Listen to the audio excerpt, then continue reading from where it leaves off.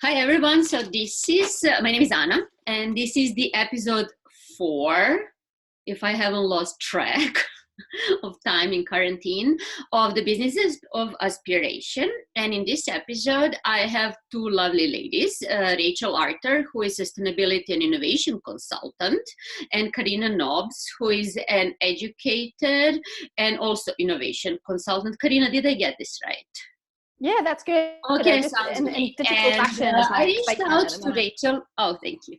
I reached out to Rachel and Karinna some weeks ago because I've seen there were multiple things happening at the intersection of innovation and sustainability. The first one that drew my eye was Eugene Rapkin's text in The Business of Fashion when he said, "Oh, the enlightened consumer, don't count on it," because we've seen like everyone from like Lee Edecourt to other sustainability sort of figures were like, "Oh, we're going to come out of this like."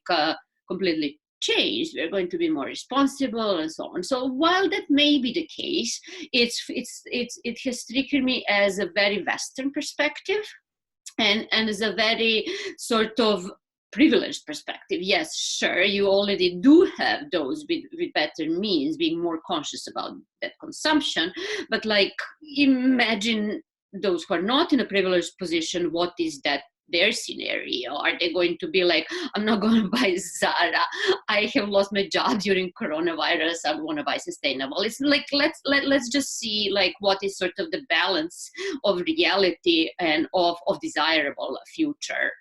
So in a sense that I sort of agree that we may not be enlightened, but then what is the other scenario? The second topic that sort of caught my eye, and that is probably on everyone's mind in who works in fashion right now, is this crazy amount of inventory that's sitting in warehouses, and that we are seeing that retailers are desperate to offload. That we've seen today Neiman Marcus filed for bankruptcy. This is not unexpected. We've been hearing rumors from last week.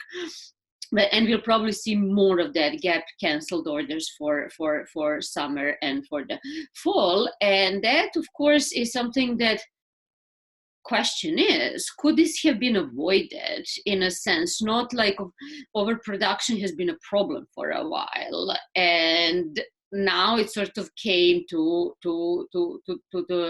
its peak when you see like, well, if you have overproduction and if it's like more, and we're going to offload through sales, all of a sudden you don't have that situation, so it's exacerbated versus what is usually the problem already. And then the final one is that is going to the big are going to get bigger. LVMH, Kering, they're going to be fine. They're going to be fine. Zara, going to be fine. So big are going to get bigger, but the smaller independent labels who are there in charge, who are those that are bringing creativity, diversity, innovation in fashion, they're the ones struggling. And we've seen that Anna Wintour partnered with CFDA to create a fund for those, but that's like probably like a drop in an ocean. A lot of those are not going to emerge from this crisis, and that it goes for like smaller galleries, smaller restaurants. It's like small businesses are the ones who actually make cities diverse, industries diverse, culture diverse. So what can be done going forward to kind of nurture that diversity and sort of future-proof it from the pandemics? So this is overall the framework and the setup of our conversation. And now on to you ladies. Ta-da! I mean, if we can solve all that, we're let's just talk about it first. Yeah, okay. You want us to start with the first one first of all? Does that make sense? Whatever this was on my mind. That's why I reached out to you. But whatever was on your mind, maybe none of them. I mean, you're just like no. Let's go. I mean, the first one was really interesting because I think that I also come from a very positive, glass half full, rose-tinted glasses, privileged, but also see lots of excitement for the potential of emerging technologies and collective decision making, etc. Yet something that I found very recently in the last couple of weeks, as I've been teaching students from all over the world, is exactly that there isn't any pandemic enlightenment, and it makes me scared, and it makes me afraid that I didn't that this disjoint is definitely there. I think one thing though that I think is we have more like traction on the different social media accounts. I saw, Rachel, the hackathon that you did like this week. There are more like things and more different ways to participate in this enlightenment process, and I find that hard to believe that we're not gaining some traction, but I'm definitely finding that actually the reality of people's opinions. And for instance, I had a girl in my class from Shanghai today, and she was like, everything is just completely business as normal. We're going to nightclubs, we're going shopping, we're doing everything. And I was like, oh, right. Yeah, so that was the kind of things that were in my head that were kind of topical of that. Yeah, and I don't have a dissimilar opinion. I mean, I think it's really important, and especially in a time like this, to remember this sort of echo chamber that we live in because of the fact we work in this industry. You know, we're in this bubble caught up in this notion of how we need to shift to a more conscious consumer. And, you know, the reality is that doesn't trickle all the way down. But I guess I have kind of two things really to say. One is that I do think that I totally agree that at large we're not seeing that happen off the back of this, but I do think that, as with everything, you know, it always starts with early adopters, and I do think that that version of an enlightened consumer will be more aware off of the back of this. And to take Karinna's stance on this sort of optimistic, positive view, I think that that will have a long tail to it with any luck. Yes, exactly. But the second side to all of this is that the question I'm always asking in this is like, is it the consumer that we really need to be enlightened in all this? Because frankly, I don't think it is. I'm really, really fed up with that statement that it's the consumer that has to change. Ultimately, it is. But whether we want something to be sustainable or not is not up to the consumer, or it shouldn't be. For me, that idea of being responsible, or, you know, approaching our consumption with a different behavior towards being more conscious, ultimately comes down to the brands. And it's complete BS to say that we're not there because the consumer's not there. Like, it's such a fallacy. Like, if you keep telling me that, you know, the consumer says that they want this, but they don't act with their wallet, but you're not giving them enough option to act with their wallet, how can we ever get to a place where that is actually the outcome? So I think the one thing that I hope out the back of this is, and at the moment, you know, there will be an initial return to business as usual, to a sense of like, I need to get things up and running again. But I hope this gives brands the fire, if you will, in their bellies, or certainly up their asses, for want of a better phrase, to realize that they have no choice but to move in this direction. And for me, you know, they radically need to rethink their processes. They need to rethink their business models. They need to think their very being as a driver of ROI to shareholders, full stop. And that all comes down to being more conscious. So I think all of that has to shift. And I hope that a lot of this comes off the back of it. And for me, the biggest thing within all of that, which is, I guess, a sort of next step on from this conversation, is like, how do we then take that into a role where something like this pandemic happens, and regulation comes out the back of it, and that's sort of down the supply chain, which I know we'll talk about in a moment, but also full stop with, you know, the way that we operate. You know, if we're getting bailouts from government, should there be some kind of necessary green taxes off the back of it, and things like that? And I think all of those become very, very interesting, because a moment like this, the playing field is quite level, and that's, you know, everybody's in the same boat for the first time ever, really, or certainly in our lifetimes, the first time ever, really in the lifetime of fast fashion, full stop, the first time ever.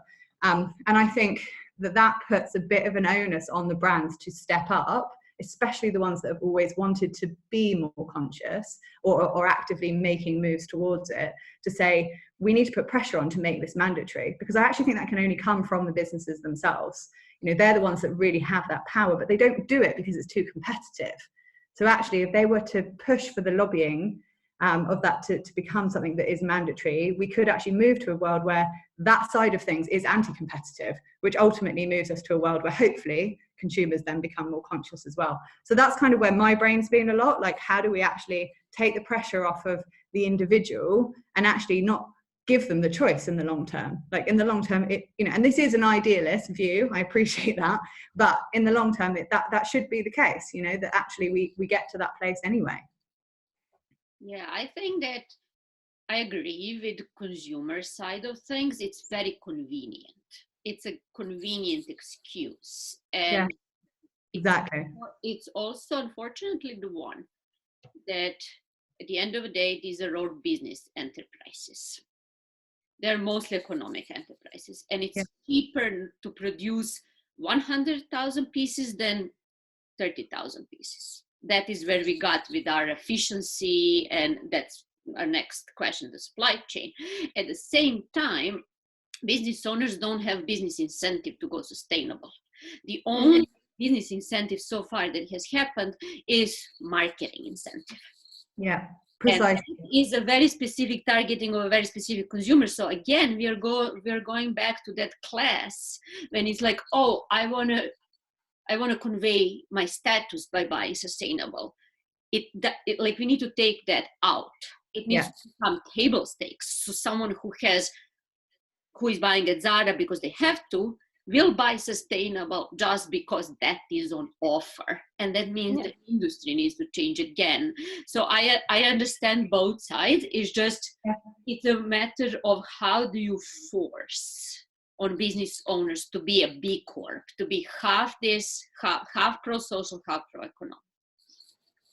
Yeah, and I don't think that's straightforward. And I think, you know, everybody's in a different place along this journey. I had this really interesting phone call this week, on Zoom conversation, of course, around giving a talk to a group of C-suite individuals who are all part of the same private equity group.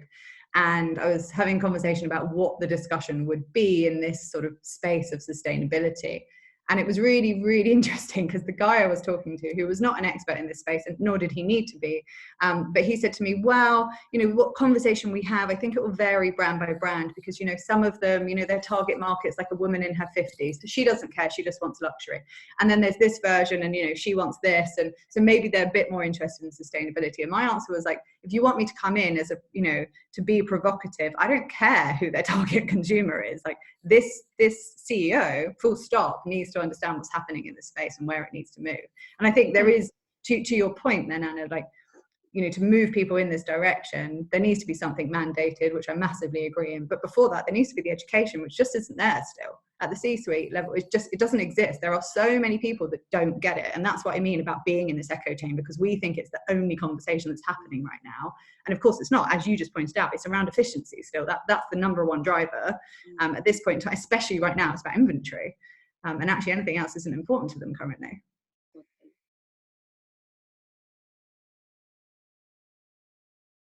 Karinna? I guess, I don't know, one thing that I kind of wanted to add was the change in people's attitude. And the same thing that you said, what we discussed in the end of my class was that the responsibility indeed does lie with the brands. Like it's not our place, if you like, but obviously it helps in the interim to kind of push the agenda. But I think as the kind of economic shakeout happens, I think that kind of that becoming a hygiene factor or that becoming table stakes will depend on what the post-pandemic retail experience and what the supply is going to be like. And I think once consumers start to experience that, then maybe that will also, I don't know, like jig or kind of like poke something to change. But it's so hard to predict that at the moment until we're at that stage.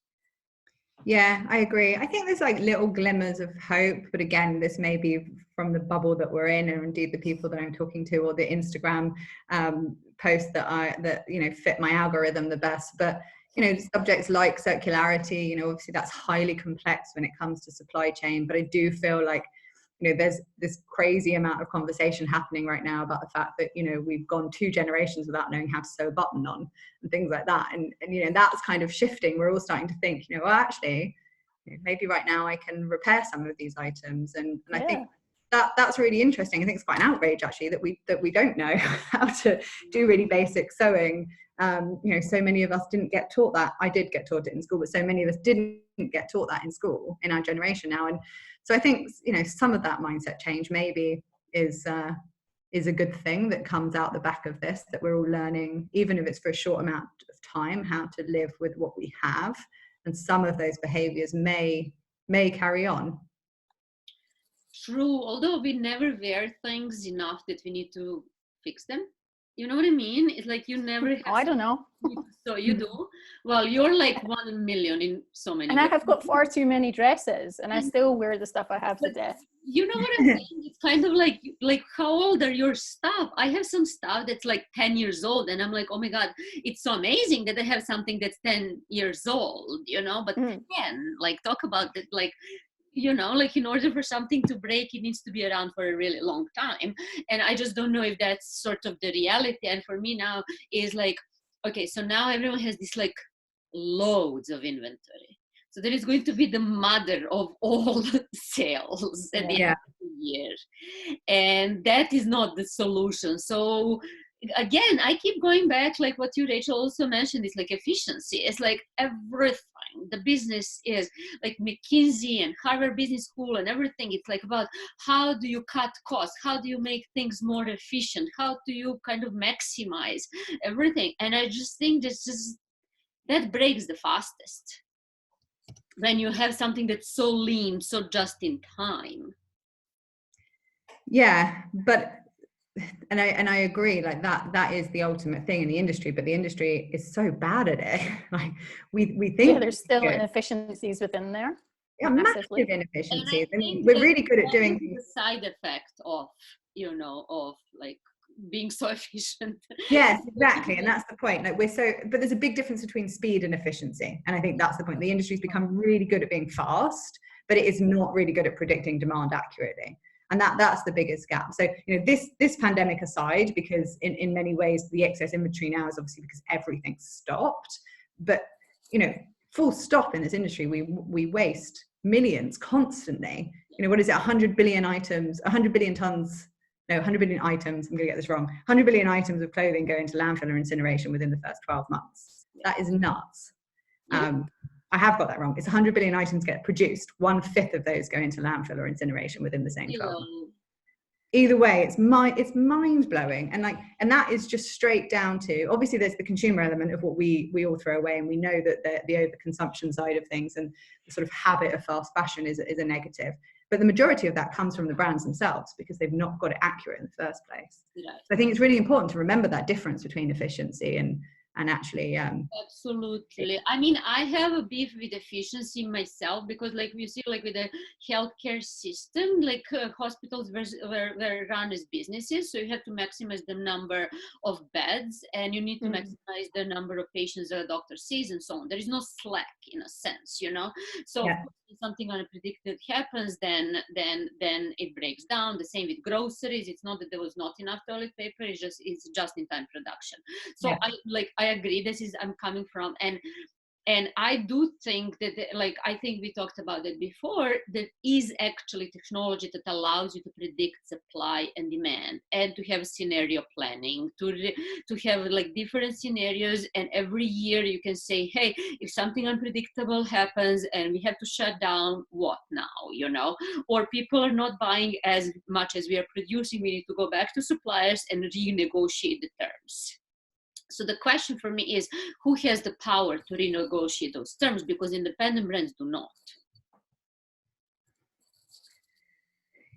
Yeah, I mean, Karinna, I don't know if you have a view. I always have lots to say. Yeah, I mean, I was going to go down the kind of digital track, non-surprisingly, on this one. But also, I think before we do that, I think there's a lot of non-technology related things that you can, I mean, again, it's like back to education, it's back to different kind of like practices of like just understanding the marketplace and looking at things like trans-seasonalization or having a sharper kind of point of differentiation. It's like kind of back to basics before maybe you need to think about investing in a specific software for an independent kind of like designer or something like that in particular. And I think like moving more towards kind of like more kind of on-demand manufacturing as well, I think could be a way to potentially kind of solve that issue. And also kind of like being able to negotiate through like longer term aspects rather than kind of short term. And again, all of this stuff has been, all of these questions, all of this education, if you like, it's been around since like the 80s, like kind of post when just in time, and well, that was kind of like earlier, but this kind of, there was a plethora of like academic research in the 1980s that relates to this that I don't think anyone read. Yeah, I mean, and I agree, and I think that, you know, I think the technology is probably still not totally there in a way, you know, although I come from a trend forecasting background that, strictly speaking, was more qualitative than quantitative. I think even on the data side of things, you know, we still can't totally predict human behavior. Inevitably, by our very nature, we are fickle. And thus actually getting that to 100% accuracy is an unlikely goal, though I appreciate how many people are working on it very, very intently. And I think if we can make incremental change there, then at least we could start to see some bigger shifts in terms of volume of waste, which is a really good thing. I think that, you know, the power does lie with the bigger brands inevitably compared to those smaller independent ones to try and achieve that, but it has to, because they're the ones that have the most waste. And I'd like to see the smaller ones, to Karinna's point, you know, experimenting with different things and doing stuff like on demand and stuff like that to shift instead. But, you know, for me, this all just brings up really big conversations, which is around the very system of fashion, full stop, and actually what we're trying to achieve. You know, at the end of the day, like, we're driven by profit, as obviously, you know, the whole world of business full stop is. And I think one thing that this pandemic has really, really shown us is actually, tragically, how many businesses within the fashion industry will put retaining that profit over the livelihoods of the people that work through their supply chain. And that's obviously been, you know, hugely detrimental and very, very negative. And, you know, there's a really big difference between a company that's losing money, you know, people obviously in this market who are being furloughed, you know, and have their jobs at risk, which is obviously really tough. But there are people in Bangladesh who literally can't put food on their tables. And I think we really have to remember, like, there's a really big difference in those worlds. And like, if you're a billionaire that has not been paying your taxes in your country, and you have these enormous profits, and you're not willing to pay for the orders that you have already put in place, or you're cancelling those orders, you know, how is that okay that this industry operates like that? And that's a system that I think we have to completely re-question, because we're not just talking about a health crisis, you know, or even the climate crisis. We're literally talking about a humanitarian crisis happening in front of our eyes, and that's enormous. Like this, and there's so much within all of that that has to be unpicked about the very nature of fashion and why we even exist. And that's, you know, they're big questions, but I think they are ones that we all need to be thinking about and considering a lot right now.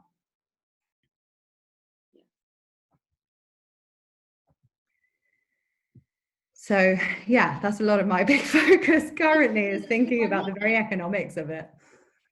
It's the economics of it, and unfortunately economics, the way it works, is the extracting as much value. Yeah. Economic. But that's the point, like, what does value mean, right? And it's that value consideration that I think it would be great to see shift, because actually there's a lot to be said about, you know, prosperity meaning different things. And, you know, prosperity to somebody that just needs to put food on the table is quite different in its very definition to, you know, multi-billion-dollar organization. So I think that's that extraction of value, I think, is something this industry particularly should be really thinking about, because of the fact that it extracts so much from both people and planet by its very existence. You know, and if we could shift that whole notion full stop, so that we're not so driven by growth, I think we land in a very different place. And I recognize that a lot of that conversation is so big, but the reason it's so important to say, as we know, is that, you know, put this crisis aside, we are in the midst of the most enormous climate crisis, and we have less than 10 years to try and fix that. And on the current trajectory, not only can the world not get there, but the fashion industry cannot get closer to it, help get closer to it whatsoever, because every step it makes towards sustainability right now is superseded by the growth that it is actually achieving economically. And that's quite scary, actually, when you stop and think about it. I have some thoughts on, but I want to let Karinna go first. I mean, it's hard to follow that up because, like you say, there are such important things. I guess one of the ways that I'm trying to think about my contribution in that space is that, like, almost every class I have, I'm trying to like suggest to the students who I teach are mostly kind of like marketing strategy, brand strategists, etc. And it's like getting them to think about this alternative point of view and getting them to, I think historically our education system has been far too much about not questioning things enough. And the thing that I hugely just want to look at is, or challenge my students to do, is to think of the things that you said, like alternative models of growth, alternative models of value, what that means, how far away they are, even to just simple things like just asking more questions, like when they're on internships. Like I had a student yesterday who was interning at a French luxury label and said, what happens to all the stuff that's not produced? And they said like all the samples and things like that. And they were like, oh, we don't know what happens to that. Yeah, that's you don't ask about that the great kind of unknown. There's all these things that no one knows what happens. And like go to Pacific Ocean and you'll get your answer, you know. Yeah. It's floating right there. So for me, two things are, first one is degrowth. And degrowth is something that capitalism is not set up to do. However, when you look at Japan, that for me is a great blueprint for degrowth. In the 80s, Japan was like, on, you know, Toyota and like all, they were like here. And then like aging population, reduced demand, production in China, a lot of things happened. But then they somehow accepted that. And not only survive, but they're like, when you go there and you go to restaurants or you go to bars and they're like 3 seats. No, they're not interested in having 55 seats and maximizing. They're fine with you know. So for me, that is sort of like that shift that you can say, hey, this is what it can be, but this is what it is. And this is what we're going to go, because the difference between what can be and what this is goes back into society, goes back into sort of climate. So that is one thing. And of course, I think that is like for aging societies, like Western ones, that is what we're going to see more of. And like, I'm not very optimistic because capitalism doesn't want to be regulated, especially in the US version of it. So that is either something like very drastic needs to happen, like systematic slowdown that happened in Japan for that to happen. And then the second thing is, I'm forgetting, is localization actually, because I think offshoring the supply chains to Bangladesh, to India, to China, and now when a crisis happens and everything is in China, you sort of like, like, what do I do now? So just-in-time production or more efficient calibration of supply and demand can happen when it's local. When you have factories that are local, and I'm not saying America first, or it's absolutely the opposite of it, but it's diversification of your supply chain. So when certain parts are closed, you have other parts that can go on, and that is caring more about the local workers rather than chasing the cheapest way of. So that is putting value on the work of those local workers. So I think we're going to see more onshoring. And then the final thought is, yes, maybe technology is not there. I think AI can be like supply demand calibration, can be deployed much more than it is, but you're seeing that a lot of stores that are closed now are not going to reopen, which means that owners of those stores, the big chains, knew that those stores are underperforming even before. So why produce for the stores that are not performing? This is for like the simple management question. But do you not think that's to do with still not sharing enough of information within the supply chain and that kind of silo mentality that happens the world over? It is, go ahead, Rachel. I think Yeah, I mean, I think it definitely is partly that, but I also think it's just this sort of very basic notion that the industry has operated under the basis of like, the more square footage you have, the more sales you have. Therefore, let's just keep pushing and hope it works out. Like, growth previously came from opening stores and pushing in China, and you know, and the world doesn't look like that anymore. So the companies that we're seeing that are, you know, closing down, I mean, you know, and the business of fashion called it well when they said there's a Darwinian shakeout happening right now. And although, again, that comes with negativity, obviously it impacts lives. You know, yes, there's a sadness to a certain extent when there's a sort of heritage high street store that's closing. But I also think a lot of it, for, you know, if we're taking a really harsh line on it, is dead wood. You know, these stores, these companies have not been performing, and we've been bailing them out, you know, whether it's, you know, this time round through the government, or indeed it's them being acquired over and over and somebody trying to rescue them. And fundamentally, actually, we should push them aside and let there be space for newness. Like, this market's, or the fashion industry full stop, is completely oversaturated. So I don't see it in many ways as that bad of a thing if actually we do see some of these things shut down. And I think the excuse of saying but jobs, which is what we use all the time, you know, as an alternative to the environment when we're talking about sustainability, or indeed talking about degrowth, etc., I don't think it's a strong enough one. Personally, I think that there are, you know, much broader considerations than that alone, to make this viable. And, you know, and obviously I say that in consideration of obviously everything that's happening in the supply chain right now, and I am super aware of that, and that fits into the localization element that you mentioned as well, Anna. Like, and I do believe in that too. I don't think it's a reality for much of this industry because there is no incentive there. As you've pointed out as well, you know, there needs to be something that is mandated, which ultimately I think comes down to regulation, which I don't think we're close to. And I was certainly not close to it on a global level, which is what would need to happen for fashion. But I do think that, or I like to hope that we can have an element of that starting to evolve through, you know, the likes of the EU, that will move us move us more swiftly towards, you know, greener economies and so forth, if we can't move to a degrowth model, which, you know, I do quite strongly believe in. I agree. I mean, for me, it's more of a, like, you know, that guy who showed up in Davos and it was like, taxation, just like tax it. So I think something like, I'm not saying taxation, like, but that's some like very obvious and very radical solution. So and that's what I mean about it needing to happen across the industry, because then it's anti-competitive. Whereas right now, you know, if you're somebody like an H&M, and, you know, H&M gets criticized all over the shop, and understandably so in many ways, because they're the second largest producer of fashion. But they are making strides forward. But fundamentally, some of the biggest things that need to shift would, if they make that change, makes them instantly non-competitive.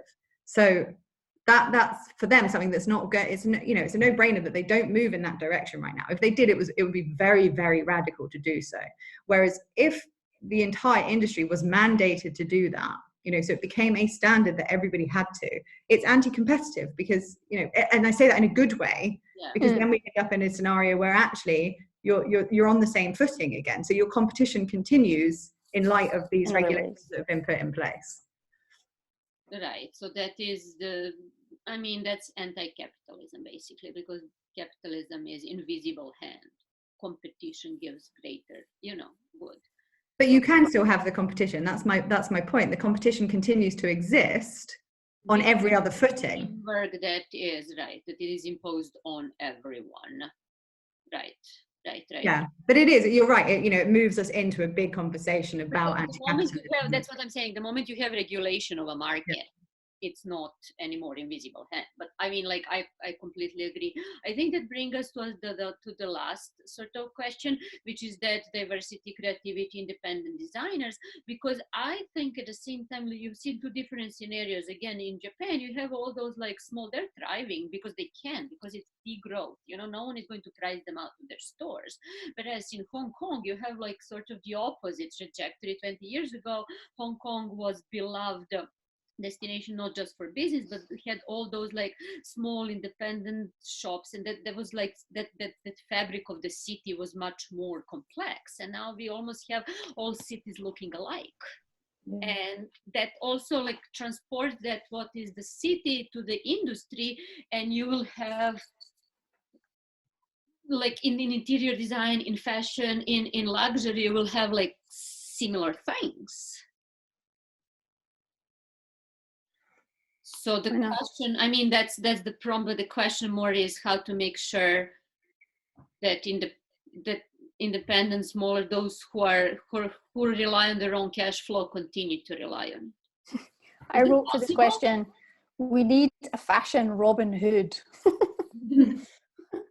I don't know what that means, but now I'm like, oh, I might try and explore that a little bit. Explore it, taking from the rich, giving to the poor. I mean, that's... Yeah, but there's mechanisms and there's B2B things that can be thought about in that way, whether it's platforms that repurpose old content or kind of older inventory to give to collectives or young designers, or like there's things I think that like can be done, and also kind of like advocates. I'm not advocating stealing or robbery or anything like that. I definitely think there's a space for like more collectives. We've seen for the last few years kind of like multi-disciplines in education, as well as kind of like within creative and kind of like tech circles. But I think we need more of that, particularly for people to learn from each other, different ways of, whether it's something like taxation or setting up. I mean, I don't want to go into the debate of should fashion or art students be taught marketing and economics, but there's something in that kind of relates to the answer to kind of this question. And then I agree with like kind of what Rachel said about I'm not like regulation and policy isn't my strong point, but I definitely see the opportunity for like a worldwide fashion council. I think that does make sense in terms of figuring out what the hell a season is. Obviously there's lots of kind of like discussions about that at the moment. And I think this kind of like figure of 8 that you talked about, with the people at the top doing well and the people at the bottom of the fashion pyramid, that kind of figure 8 is kind of like been around for a while. But I do think that there are some of the things that I mentioned, and then also like the repurposing of spaces. So you mentioned like empty store units with all with probably more people maybe not going back to offices, either because they don't work there anymore or because the companies realize that people can work at home more. I think we're going to see, more mini factories inside a shopping mall or inside an old office block. And I hope, things that, or those are spaces where, again, collectives, or it could be like kind of design studios for young people, so that at least they're not fucking empty in the short term, ideally. Yeah, I love all of those ideas. And I think, this is where I probably come with quite an optimistic view again. And I guess it goes back to what I was just saying around the business of fashion's point on that Darwinian shakeout, that, we shift out some of the dead wood and make space for the new. Some of these smaller businesses, I hope, will survive from the support that they're getting. And, some of those ideas that Karinna just mentioned would be great to help them along that journey and enable them to sort of prosper because of it. I think we have seen like bits of creativity through this that are proving really interesting. There are some brands obviously still able to produce. I'm talking on a small scale, but I think are great, and hopefully we'd be able to see some more of that. And I love this notion of like, it's a very obvious one, but necessity is the mother of invention. And I think that when we're in these kind of times, like you start to see more and more of that. And like, just like a really, really basic example, there's a British designer called Olivia Rubin. She's very well known for her rainbow designs more than anything else. And she particularly has always focused on beautiful dresses and knitwear. and she asked on Instagram stories if her followers would be interested in loungewear, because obviously, you know, we're all at home, that's all we wear. But I hope you're impressed that I actually put something nice on today, because I don't think I've worn anything other than to wear for like 6 weeks. So, you know, to the point of, not overconsumption. None of us need to overconsume right now, because we just wear the same clothes every day. Well, that's certainly what I do. Mine normally get covered in baby vomit most of the time these days. But anyway, so she asked on her Instagram stories about whether people would be interested in loungewear. It came back with a resounding yes. Of course, the loungewear is all rainbow as well. So she then shared some CAD designs of it, and she shared those on Instagram stories too. And people said they liked them and they'd be interested in buying them. So she literally used those CAD designs to start enable people to pre-order the product, which they did. And she's currently producing it, and she's shipping it in May. And they sold out on her website in like 24 hours or something like that. Anyway, so, you know, a really, really small example, but just a nice one of like a little bit of ingenuity to say, like, I'm just going to test what my audience wants, because people do still want things during this time, and I'm going to start putting it out there, and that will really help her business through this, of course. So that's a really good thing. And I think it's just worth remembering, like, I totally agree with you, Anna, like this, you know, that need for creativity, for diversity, and the risk that comes with something like this is the big players that survive. But I think it's also the fact that, you know, whenever we see a downturn, we also see innovation coming out the back of it. And it's almost a bit of a cliche to refer to that, but it is seen as true, you know, and you look back at things. And we have to hold on to it, though. We do. We do. Like we have a hippie, we have a communist, we have a socialist, and we have a capitalist on this conversation. Good, that's healthy debate. I'm not sure I appreciate my version there. Tax them. Not sure I totally agree with that, but yeah, I mean, I think, you know, I do agree with the optimism of that perspective, that like we do have to hold on to the innovation that can come out of this. And I think, you know, that's what we've seen in history. Every time there's a downturn, there's great things coming through. And whilst, like, you know, the statistics for existing businesses is not great, you know, we will see new innovation. You know, previously we've seen like enormous growth in obviously technologies, huge booms that have come out the back of the Great Depression and stuff like that in the 20th century. And I hope that, you know, that through this there comes some, you know, great things as well, which will help change, you know, the world full stop. And especially, particularly given my areas of interest around the climate crisis, you know, if we can start to do things that actually are of benefit to that space, you know, then I think that, you know, we're in an interesting world. And for the record, I think I am pro-capitalism if it's within planetary boundaries. That allows. Yeah, I mean, I agree. Like, New Deal came after the Depression. So, I mean, I do think, and there was a lot, that's when entrepreneurship started, because the government was like, you start, we are going to match it, you know? And I mean, that was then like played, the system was played and so on. Doesn't matter, but I do think that there is innovation for sure by necessity. And in terms of Darwinism, like, remember, like, Neanderthals like didn't survive. I think Homo sapiens survived, you know what I mean? So unfortunately it's like the small ones get eaten out, but I do fittest, exactly. It is the nimbleness. It is like at the smaller scale is much easier to be innovative when you sort of have like, oh, I'm very close to my audience, I can really repurpose, and I have a factory or whatever, the manufacturer that's right here. But I think that just to kind of wrap this all up, I really do think in order to keep that competitiveness and innovation, it needs to be, if you don't take care of a plan, if you're not pro-social as much pro-economic, then you're going to pay a tax that's fucking 50%. So you choose, do business as usual, but you're going to be taxed more. So I think that is more sort of what kept Patagonia so well, because so I think at the end of the day, the system can be beaten by its own devices. The economic system can be beaten by its own devices. She's just solved it. We don't need to talk anymore. Done it, Anna. You just need to be let out of homes and we can start doing it. I'd vote for you, Anna. Yeah. I'd vote for you. Oh, guys, any like last thoughts for the audience? Food for thought, questions for them? I don't know, just question everything. from me. No, that's a good one. I like that. Mhm. Yeah, I love that idea too. Question everything, and I think also come at it with a note of optimism. I think that, I hope, has been the red thread through our conversation, that we don't have to go back to the way things have always been done right now. I know that quite naturally things will, but any one of us can push for the opposite, so we should.